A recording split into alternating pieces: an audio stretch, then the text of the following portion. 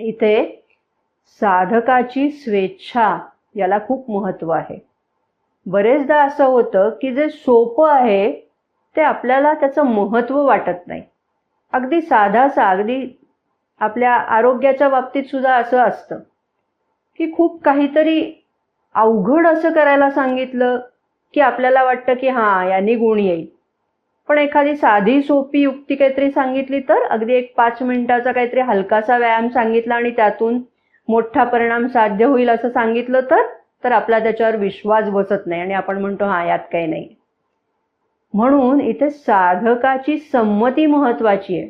तुम्हाला सोपा मार्ग आम्ही सांगायला तयार आहोत, पण त्या सोप्या मार्गावरनं वाटचाल करण्याची तुमची तयारी आहे का, तुमचा विश्वास आहे का, हे महत्वाचं आहे. हे इथे त्यांनी सांगितलेलं आहे. बघा पुढे काय म्हणताय. किती तळमळीने किती कळकळीने श्री अरविंद या पत्रामध्ये आपल्याला सांगू पाहतायत बघा.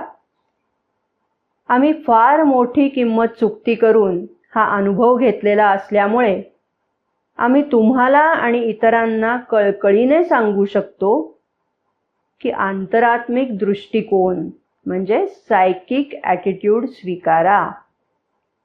सरळ सूर्यालोकित मार्गाचे अनुसरण करा, कारण ईश्वर प्रकटपणे वा अव्यक्तपणे तुमचा सांभाळ करत आहे.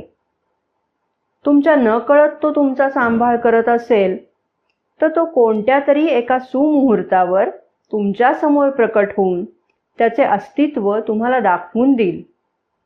परंतु कठीण, कुंठित, दूरवरच्या, वळणावळणाच्या आणि अवघड अशा प्रवासाचा आग्रह धरू नका.